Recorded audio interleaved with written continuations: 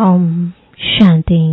आज 9 नवंबर 2023 बाबा के महावाक्य हैं, मीठे बच्चे, देह अभिमान में आने से ही माया की चमाट लगती है।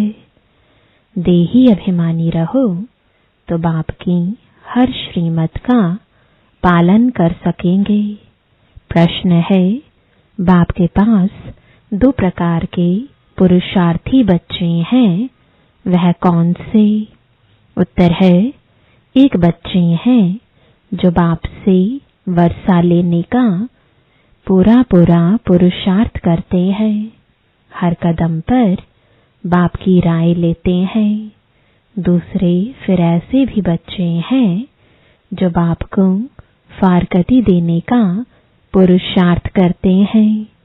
कोई है जो दुख से छूटने के लिए बाप को बहुत बहुत याद करते हैं, कोई फिर दुख में फंसना चाहते हैं। यह भी वंडर है ना। गीत है, महफिल में जलती शमा। ओम शांति। बच्चों ने गीत तो बहुत बार सुना है, नए बच्चे फिर नए सिर सुनते होंगे। जबकि बाप आते हैं तो आकर अपना परिचय देते हैं। बच्चों को परिचय मिला हुआ है, जानते हैं अभी हम बेहद के माता पिता की संतान बने हैं। जरूर मनुष्य सृष्टि का रचयिता माता पिता होगा, परंतु माया ने मनुष्यों की बुद्धि बिल्कुल डेड कर दी है। इतनी साधारण बात बुद्धि में नहीं बैठती। कहते तो सभी हैं कि हमको भगवान ने पैदा किया है, तो जरूर माता पिता होंगे। भक्ति मार्ग में याद भी करते हैं। हर धर्म वाले गॉडफादर को जरूर याद करते हैं। भक्त खुद तो भगवान हो नहीं सकते। भक्त भगवान की बंदगी यानी साधना करते हैं। गॉडफादर तो जरूर सबका एक ही होगा, अर्थात सभी आत्माओं का फादर एक है। सभी जिस्मों का फादर एक हो नहीं सकता। वह तो अनेक फादर हैं। वह जिस्मानी फादर होते हुए भी ही ईश्वर कहकर याद करते हैं। बाप बैठ समझाते हैं, मनुष्य बेसमझ हैं जो बाप का परिचय ही भूल जाते हैं। तुम जानते हो स्वर्ग का रचयिता जरूर एक ही बाप है। अभी कलयुग है, जरूर कलयुग का विनाश होगा। प्राय लोप अक्षर तो हर बात में आता है। बच्चे जानते हैं सतयुग अभी प्राय लोप है। अच्छा, फिर प्रश्न उठता है, सतयुग में उनको यह पता होगा कि यह सतयुग प्राय लोप हो जाएगा, फिर त्रेता होगा? नहीं, वहां तो इस नॉलेज की दरकार ही नहीं। यह बातें किसकी भी बुद्धि में नहीं है। सृष्टि का चक्र कैसे फिरता है, हमारा पारलौकिक बाप कौन है, यह तुम बच्चे ही जानते हो। मनुष्य गाते हैं, तुम माता पिता हम बालक तेरे, परंतु जानते नहीं, तो कहना भी न कहने के बराबर हो जाता है। बाप को भूल गए हैं, इसलिए ऑर्फन बन पड़े हैं। बाप हर बात समझाते हैं। श्रीमत पर कदम कदम चलो, नहीं तो कोई समय माया बड़ा धोखा देगी। माया है ही धोखेबाज। माया से लिबरेट करना यह बाप का ही काम है। रावण तो है ही दुख देने वाला, बाप है सुख देने वाला। मनुष्य इन बातों को समझ नहीं सकते। वह तो समझते हैं दुख सुख भगवान ही देते हैं। बाप समझाते हैं मनुष्य दुखी बनने के लिए शादियों में कितना खर्चा करते हैं। जो पवित्र पौधे हैं उनको अपवित्र बनाने का पुरुषार्थ किया जाता है। यह भी तुम समझ सकते हो। दुनिया नहीं समझती यह विषय सागर में डूबने लिए कितनी सेरेमनी करते हैं। उन्हों को यह पता नहीं है कि सतयुग में यह विष यानी विकार होता नहीं, वह है ही क्षीर सागर। इसको विषय सागर कहा जाता है। वह है संपूर्ण निर्विकारी दुनिया। भल त्रेता में 2 कला कम हो जाती है तो भी उनको निर्विकारी दुनिया कहा जाता है। वहां विकार हो नहीं सकते, क्योंकि रावण का राज्य द्वापर से ही शुरू होता है। आधा आधा है ना, ज्ञान सागर और अज्ञान सागर। अज्ञान का भी सागर है ना। मनुष्य कितने अज्ञानी हैं, बाप को भी नहीं जानते। सिर्फ कहते रहते हैं कि यह करने से भगवान मिलेगा, मिलता कुछ भी नहीं। माथा मारते मारते दुखी निधन के बन जाते हैं, तब ही फिर मैं धनी आता हूँ। धनी बगैर माया अजगर ने सबको खा लिया है। बाप समझाते हैं माया बड़ी दुष्टर है, बहुतों को धोखा मिलता है। कोई को काम की चमाट, कोई को मोह की चमाट लग जाती है। देह अभिमान में आने से ही चमाट लगती है। मेहनत है ही देही अभिमानी बनने में। इसलिए बाप घड़ी घड़ी कहते हैं सावधान, मन मना भव। बाप को याद नहीं करेंगे तो माया थप्पड़ लगा देगी। इसलिए निरंतर याद करने का अभ्यास करो, नहीं तो माया उल्टा कर्तव्य करा देगी। रॉन्ग राइट की बुद्धि तो मिली ही है। कहाँ भी मूंझो तो बाप से पूछो। तार में, चिट्ठी में अथवा फोन पर पूछ सकते हो। फोन सवेरे सवेरे झट मिल सकता है, क्योंकि उस समय सिवाय तुम्हारे बाकी सब सोए रहते हैं। तो फोन पर तुम पूछ सकते हो।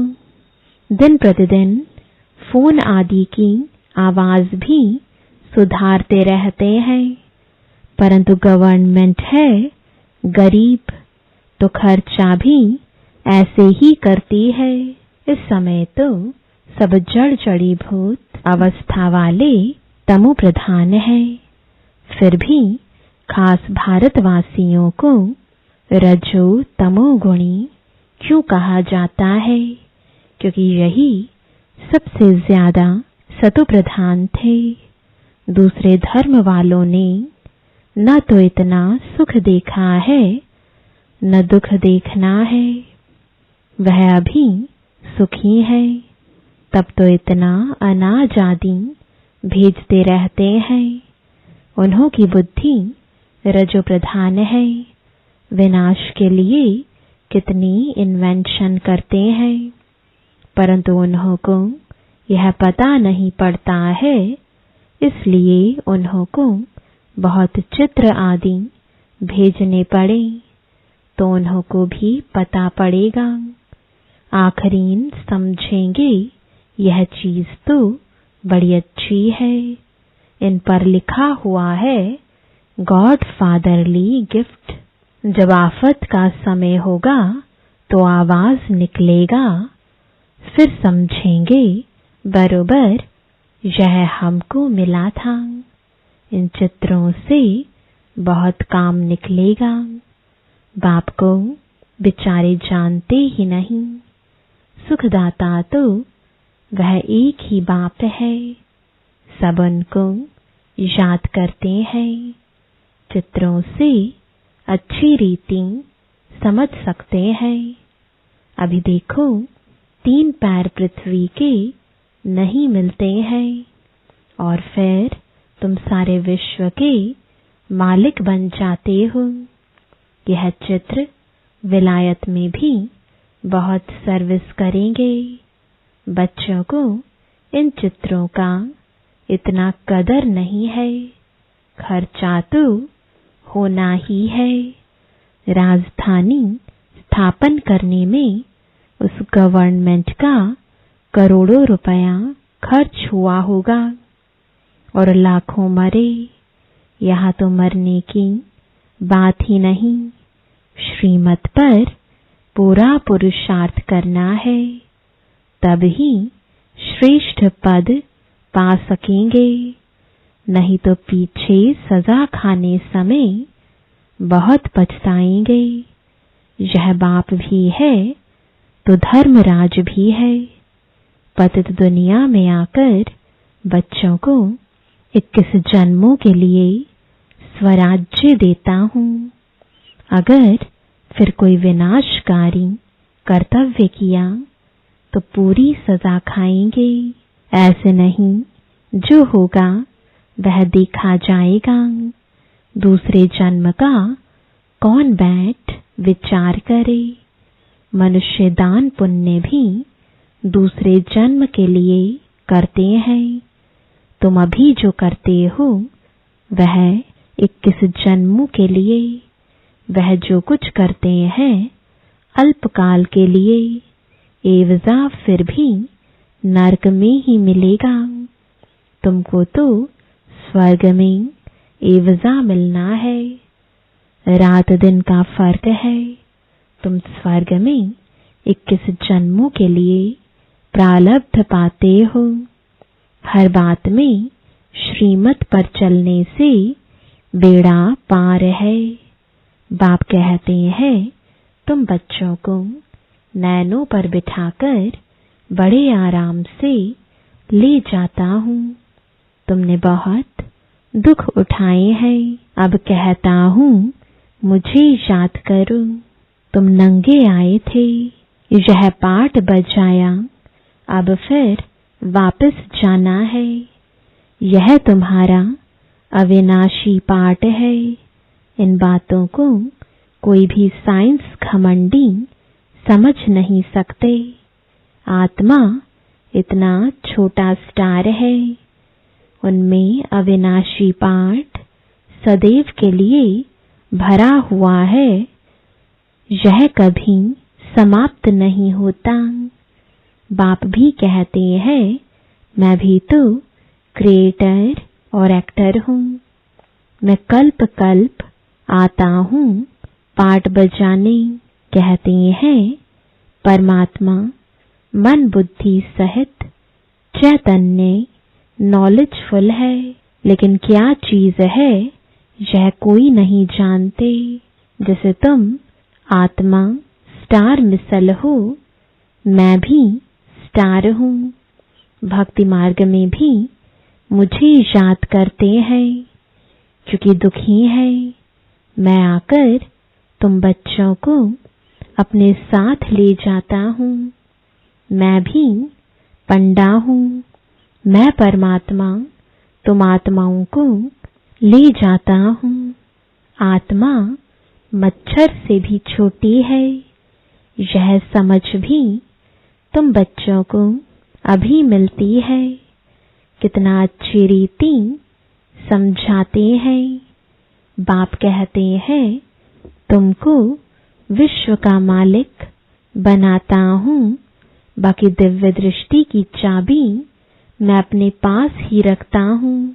यह किसको नहीं देता हूँ, यह भक्ति मार्ग में मेरे ही काम आती है। बाप कहते हैं, मैं तुमको पावन पूज्य बनाता हूँ, माया पतित पुजारी बनाती है। समझाते तो बहुत है, परंतु कोई बुद्धिमान समझे। यह टेप मशीन बहुत अच्छी चीज है। बच्चों को मुरली तो जरूर सुननी है। बहुत से किलदे बच्चे हैं, बाबा को बांधेली गोपिकाओं पर बहुत तरस पड़ता है। बाबा की मुरली सुनकर बहुत खुश होंगे। बच्चों की खुशी के लिए क्या नहीं करना चाहिए। बाबा को तो रात दिन गांव की गोपिकाओं का ख्याल रहता है। नींद भी फिट जाती है। क्या युक्ति रचे, कैसे बच्चे दुख से छूटे। कोई तो फिर दुख में फंसने लिए भी तैयारी करते हैं। कोई तो पुरुषार्थ करते हैं वर्षा लेने का, तो कोई फिर फारकती देने का भी पुरुषार्थ करते हैं। दुनिया तो आजकल बहुत खराब है। कोई बच्चे तो बाप को मारने में भी देरी नहीं करते हैं। बेहद का बाप कितनी अच्छी रीति समझाते हैं। मैं बच्चों को इतना धन दूंगा जो यह कभी दुखी नहीं होंगे। तो बच्चों को भी इतना रहम दिल बनना चाहिए कि सबको सुख का रास्ता बताएं। आजकल तो सभी दुख देते हैं, बाकी टीचर कभी दुख का रास्ता नहीं बताएंगे। वह पढ़ाते हैं। पढ़ाई सोर्स ऑफ इनकम है। पढ़ाई से शरीर निर्वाह करने लायक बनते हैं। माँ बाप से भलवर्षा मिलता है, परंतु वह क्या काम का। जितना जास्ती धन उतना पाप बहुत करते हैं। नहीं तो तीर्थ यात्रा करने बड़ी नम्रता से जाते हैं, परंतु कोई कोई तो तीर्थ यात्रा पर भी शराब ले जाते हैं, फिर छिपाकर पीते हैं। बाबा का देखा हुआ है, शराब बगैर रह नहीं सकते। बात मत पूछो। लड़ाई में जाने वाले भी शराब खूब पीते हैं। लड़ाई वालों को अपनी जान का ख्याल नहीं रहता है। समझते हैं आत्मा एक शरीर छोड़ जाकर दूसरा लेगी। तुम बच्चों को भी अभी ज्ञान मिलता है। यह छीछी शरीर छोड़ना है। उन्हों को कोई ज्ञान नहीं, परंतु आदत पड़ी हुई है मरना और मारना। यहाँ तो हम आपे ही बैठे बैठे बाबा के पास जाना चाहते हैं। यह पुरानी खाल है। जैसे सर्प भी पुरानी खाल छोड़ देते हैं, ठंडी में सूख जाती तो उतार देते हैं। तुम्हारी यह तो बहुत छीछी पुरानी खाल है। पाट बजाते अब इनको छोड़ना है। बाबा के पास जाना है। बाबा ने युक्ति तो बताई है, मन मना भव, मुझे याद करो। बस ऐसे बैठे बैठे शरीर छोड़ देंगे। सन्यासियों का भी ऐसे होता है, बैठे बैठे शरीर छोड़ देते हैं, क्योंकि वह समझते हैं आत्मा को ब्रह्म में लीन होना है।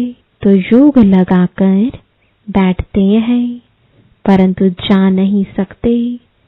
जैसे काशी कलवट खाते हैं वह जीव घात हो जाता है, वह सन्यासी भी बैठे बैठे ऐसे जाते हैं।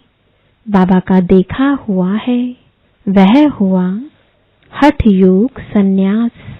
बाप समझाते हैं तुमको 84 जन्म कैसे मिलते हैं, तुमको कितनी नॉलेज देते हैं। कोई बिरला ही श्रीमत पर चलता है। देह अभिमान आने से फिर बाप को भी अपनी मत देने लग पड़ते हैं। बाप समझाते हैं देही अभिमानी बनो, मैं आत्मा हूँ, बाबा आप ज्ञान के सागर हो। बस बाबा आपकी राय पर ही चलूंगा।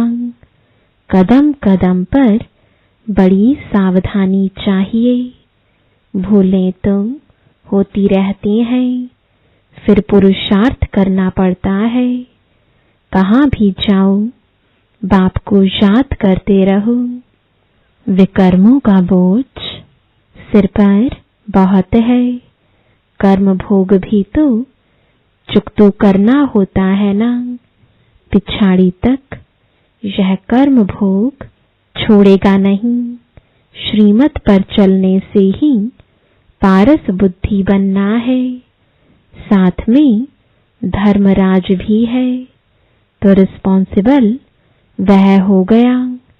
बाप बैठा है, तुम क्यों अपने पर बोझा रखते हो। पतित पावन बाप को पतितों की महफिल में आना ही है। यह तो नई बात नहीं, अनेक बार पाठ बजाया है, फिर बजाते रहेंगे। इसको ही वंडर कहा जाता है। अच्छा, पारलौकिक बाप दादा का मीठे मीठे सिखिलदे बच्चों प्रति याद प्यार और गुड मॉर्निंग। रूहानी बाप की रूहानी बच्चों को नमस्ते। रूहानी बच्चों की रूहानी बाप दादा को गुड मॉर्निंग और नमस्ते। धारणा के लिए मुख्य सार है, पहला, बाप समान सबको दुखों से लिबरेट करने का रहम करना है, सुख का रास्ता बताना है। दूसरा, कोई भी विनाशकारी यानी उल्टा कर्तव्य नहीं करना है। श्रीमत पर 21 जन्मों के लिए अपनी प्रालब्ध बनानी है। कदम कदम पर सावधानी से चलना है। वरदान है, वायदों की स्मृति द्वारा फायदा उठाने वाले सदा बाप की ब्लेसिंग के पात्र भव।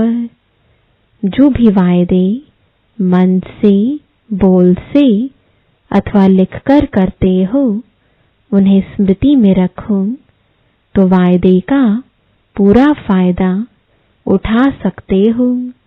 चेक करो कि कितने बार वायदा किया है और कितना निभाया है। वायदा और फायदा इन दोनों का बैलेंस रहे तो वरदाता बाप द्वारा ब्लेसिंग मिलती रहेगी। जैसे संकल्प श्रेष्ठ करते हो ऐसे कर्म भी श्रेष्ठ हों तो सफलता मूर्त बन जाएंगे। स्लोगन है, स्वयं को ऐसा दिव्य आईना बनाओ जिसमें बाप ही दिखाई दे, तब कहेंगे सच्ची सेवा। ओम शांति।